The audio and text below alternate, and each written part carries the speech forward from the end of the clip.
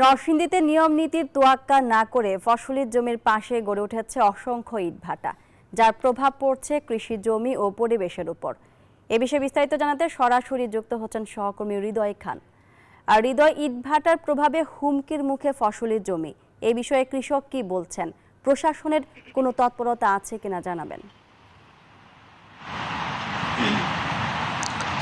ধন্যবাদ মনি। আমি এই মুহূর্তে রয়েছি নরসিংদী সদর উপজেলার মেহেরপাড়া ইউনিয়নে। আপনাকে আমি যদি দেখাতে চাই, ঠিক আমার পেছনে এখানে কৃষি জমির পাশেই কিন্তু গড়ে উঠেছে ইটভাটা, এবং একের পর এক 4টি ইটভাটা একসাথে এখানে থাকায় তার প্রভাব পড়েছে কৃষি জমিতে। একই সাথে কথা বলেছি কৃষকের সাথে, তারা আমাদেরকে যেমনটি জানিয়েছেন যে এখানে এই ইটভাটার যে প্রভাব, সেটির প্রভাবে এখানে ফসলি জমি কিন্তু নষ্ট হচ্ছে। একই সাথে তারা উৎপাদন নিয়ে কিন্তু অনেকটা শঙ্কায় রয়েছে যে তাদের যে ভালো উৎপাদন হওয়ার কথা, সেটি কিন্তু ইটভাটার কারণে হচ্ছে না। আমরা যদি একজনের সাথে কথা বলি, একটু যদি বলতেন আপনাদের কি সমস্যা হচ্ছে এখানে। ইট খোলার জন্য তো বিরাট সমস্যা, আমাদের কৃষি জমি নষ্ট হচ্ছে, রোগ জীবাণু বাড়তেছে।